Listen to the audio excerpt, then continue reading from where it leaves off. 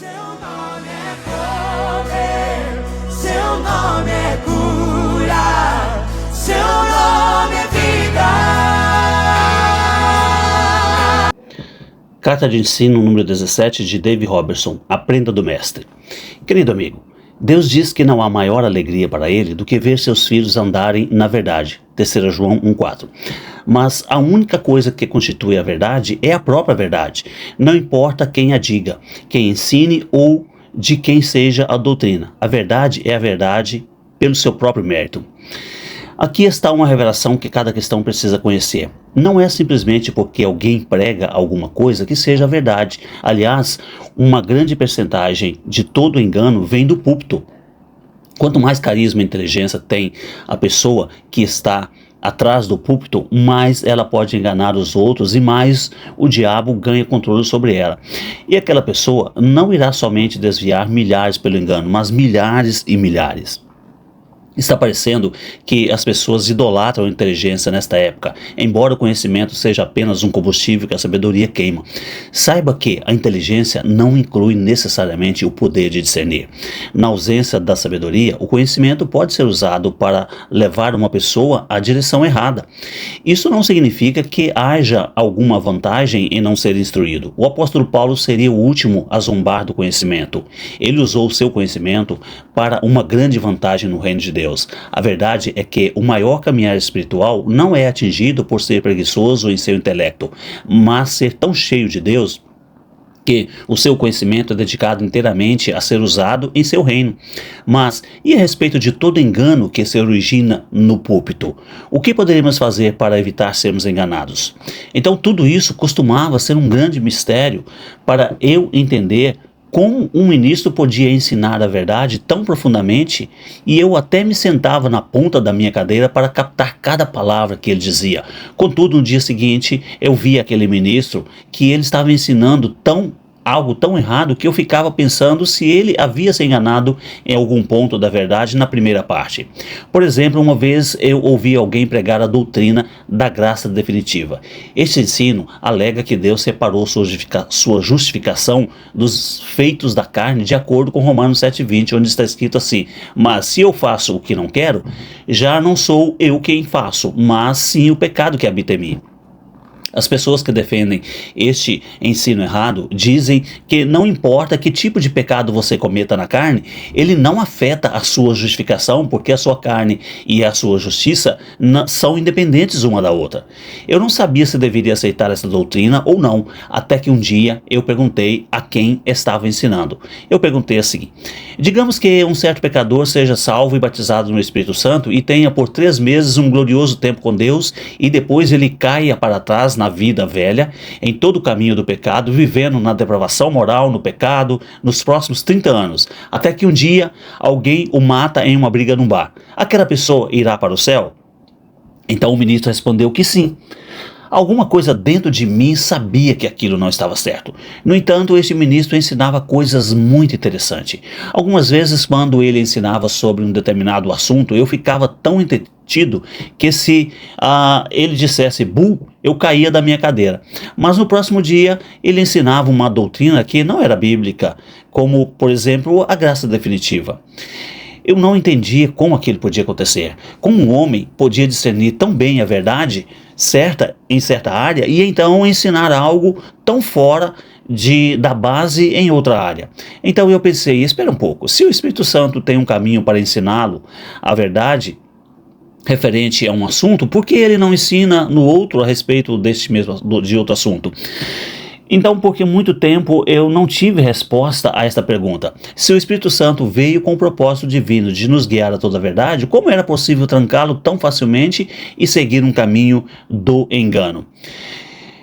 E o que parece estar é isso mesmo que parece estar acontecendo com muitos cristãos que estão acreditando em doutrinas que não são bíblicas e que mantêm uma barreira em suas vidas, o que causará o fim deles sem galardão algum lá no céu. Junto desta mesma linha, eu tinha uma outra pergunta que também ficou sem resposta por muitos anos. Estava sempre pasmado em observar a capacidade daqueles que nascem de novo em acreditar em várias outras doutrinas.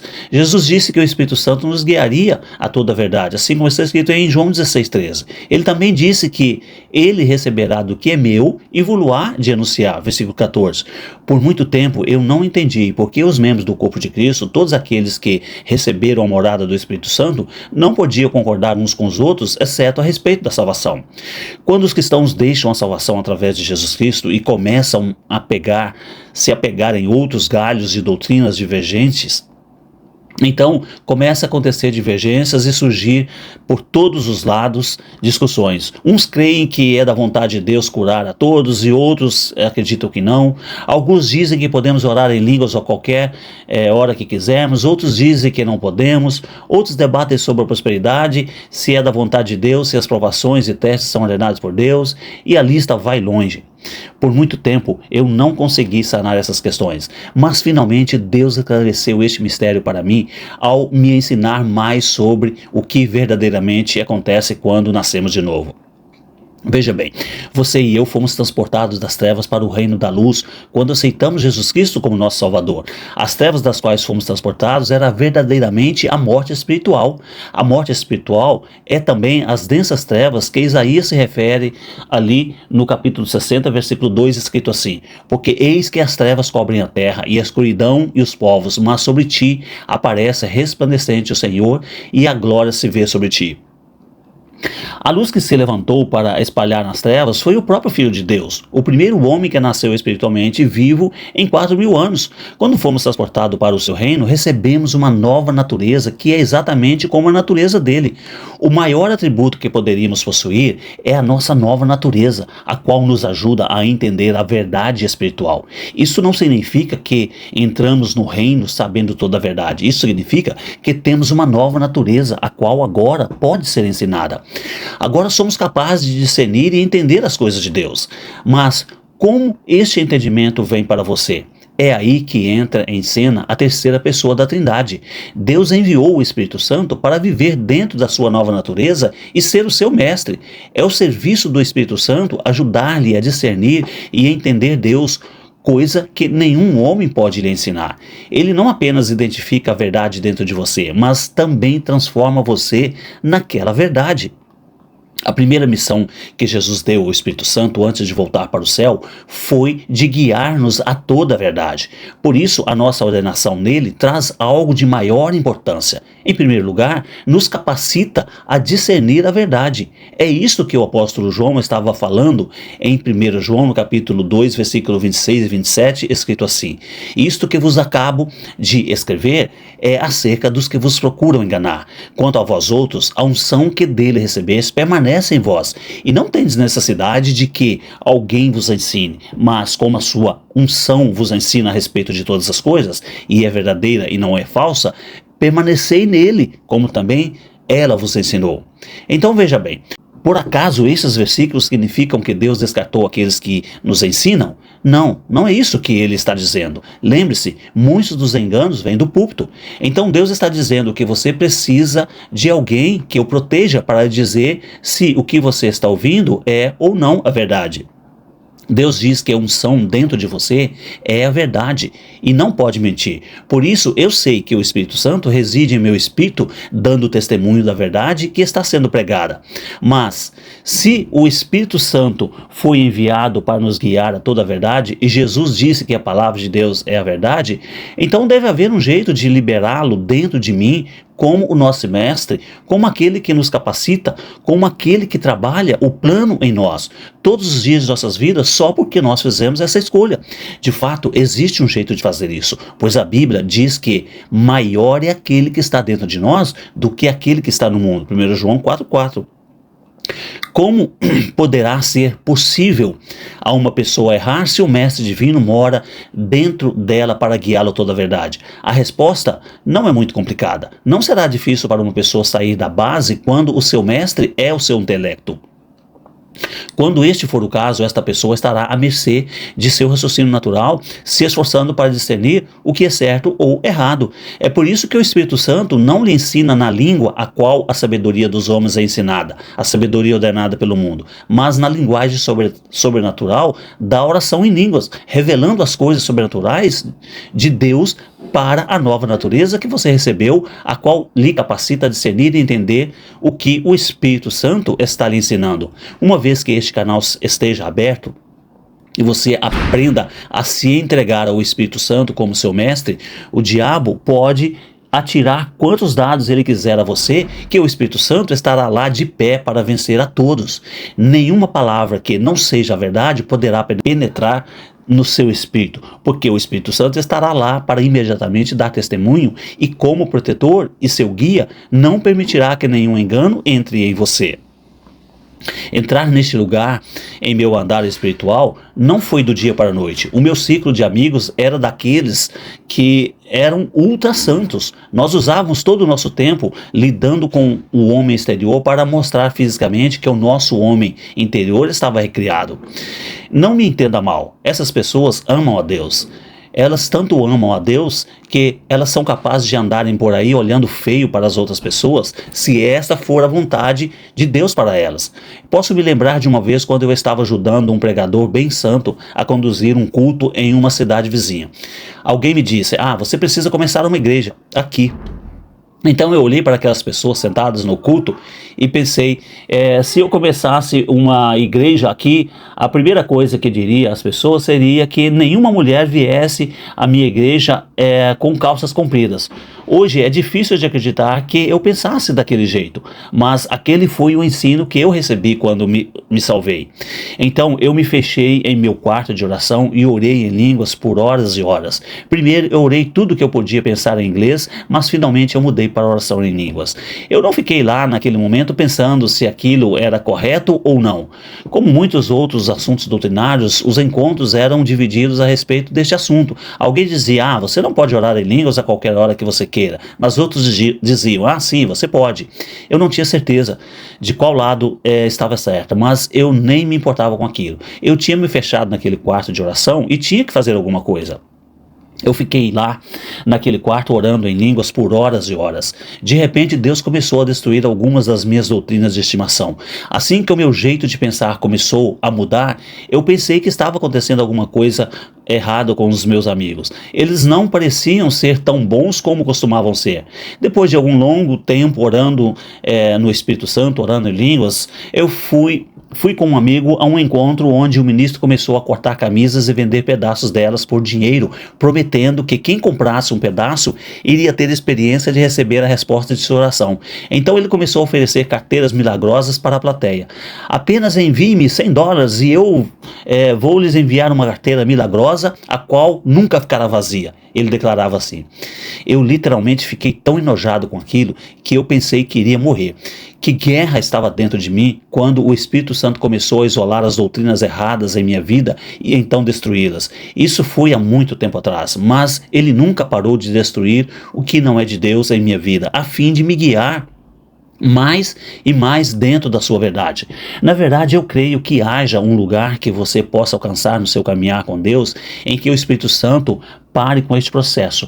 Por mim está ótimo assim, porque eu encontrei tamanha alegria em aprender a andar na verdade. Quando começo a pensar, rapaz, eu não tenho nada melhor do que isso, agora fica melhor ainda. Eu não estou dizendo que o Espírito Santo não irá destruir a sua carne se você deixá-lo ser o seu mestre. Eu estou falando da recompensa que você está conquistando, buscando tê-la muito antes de chegar no céu. Isto vale a pena. Isto é o que o apóstolo Paulo diz ali: mas prossigo para conquistar aquilo para o que também fui conquistado por Cristo Jesus, Filipenses 3,12.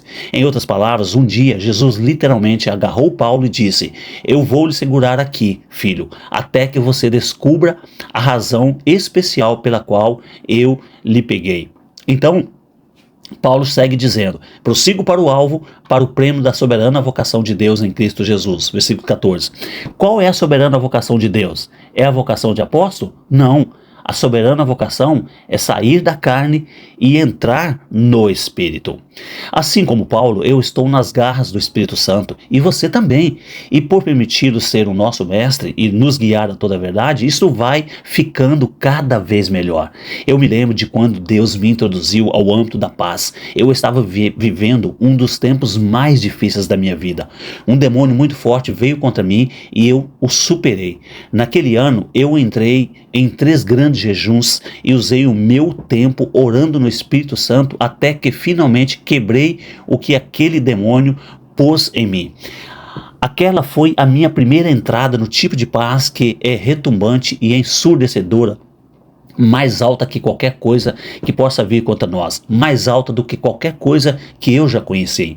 O diabo pode gritar o quanto ele quiser, mas ele não pode ir mais alto do que aquela paz divina. Eu pensei, rapaz, isto é o que há de melhor.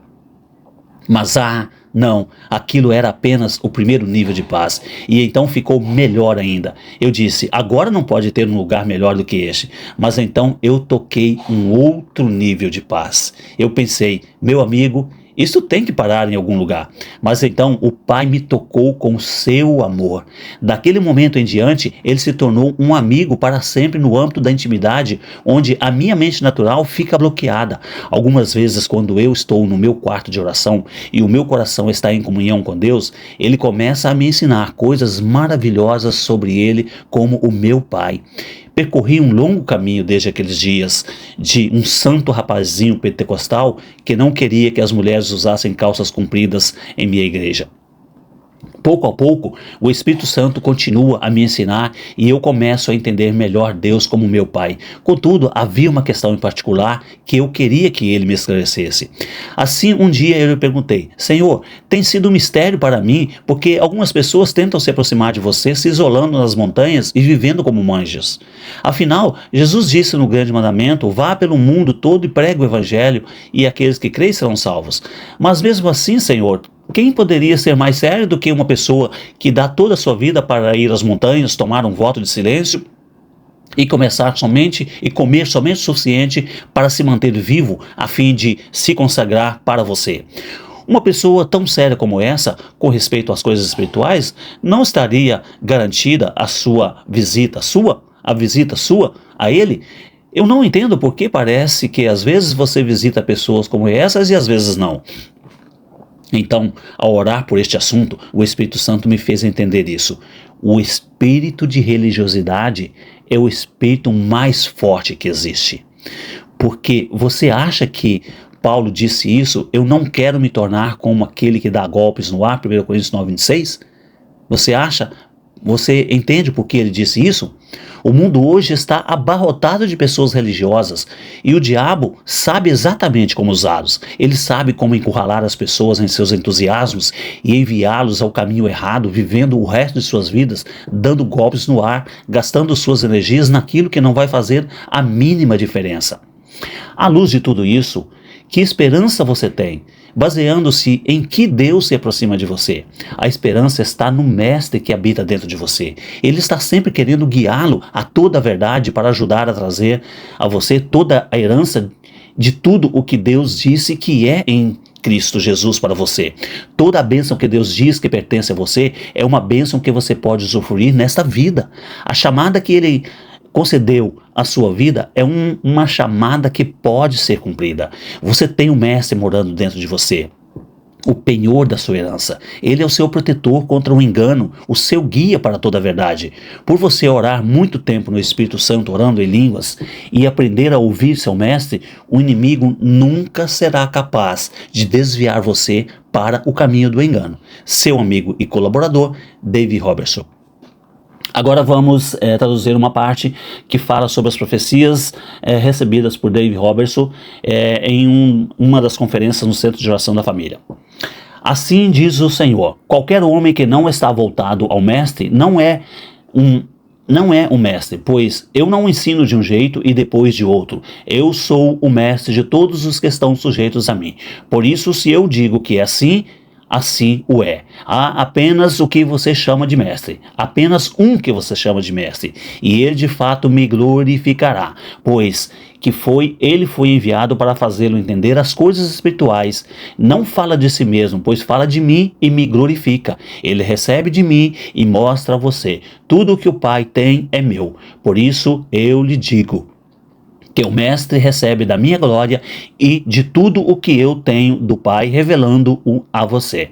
Preste atenção, pois aquele que ouve o que o Espírito diz, será ensinado no seu coração, e ele próprio crerá que em tudo o que eu disse. Então venha e prove que eu sou bom. Leve o meu jugo sobre você.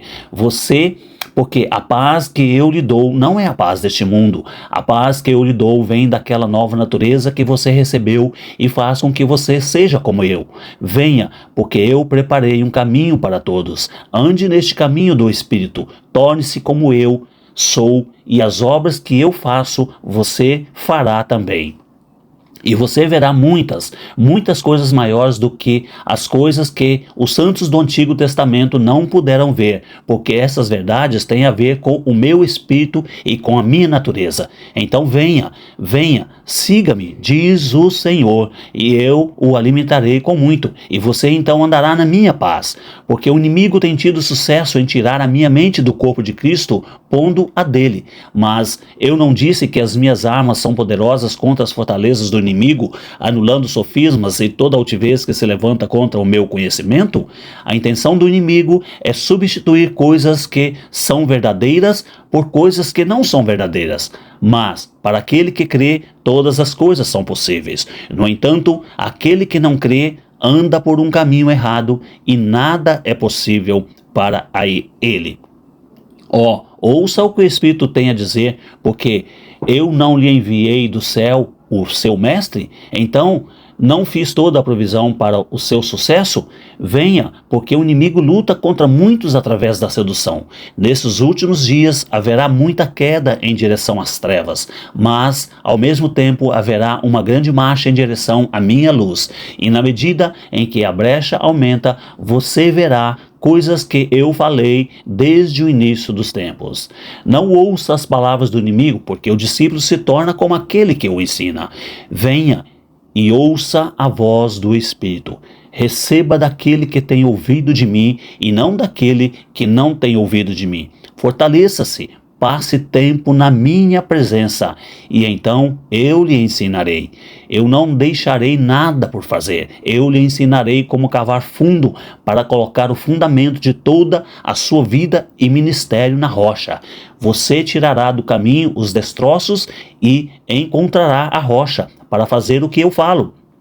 Não existe tempestade, nem ataque do inimigo, ou qualquer plano que seja forte o suficiente para derrubar minha casa do fundamento da minha rocha, para fazer o que eu falo, diz o Senhor.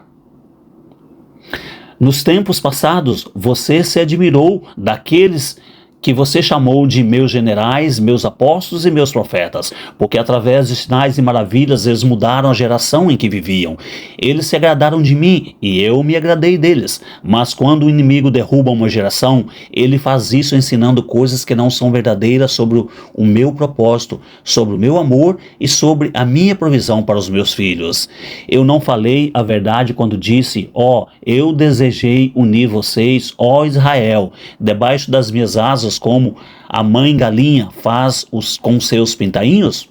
O desejo do meu coração é ajuntar em mim todos quantos vierem, porque o amor que eu tenho por vocês é o amor de um pai. O meu maior desejo é entrar no interior de sua vida, para que eu possa fazer coisas para você, porque eu desejo responder suas orações, mover montanhas e endireitar os seus caminhos. Mas o inimigo, ele tem ensinado que eu sou relutante para fazer essas coisas.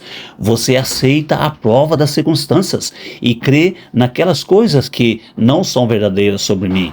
Mas, ouça, pequenino, o que eu tenho a dizer. Venha até mim, venha, porque eu tenho procurado um lugar em sua vida. E quando eu não pude entrar por causa de um sistema de pensamentos, eu procurei aqueles que estavam isolados e podiam ouvir a minha voz para orar por você, esperando que me dessem o que eu precisava para entrar em sua vida e responder orações, fazendo coisas para você que não podiam de nenhuma maneira ser feita.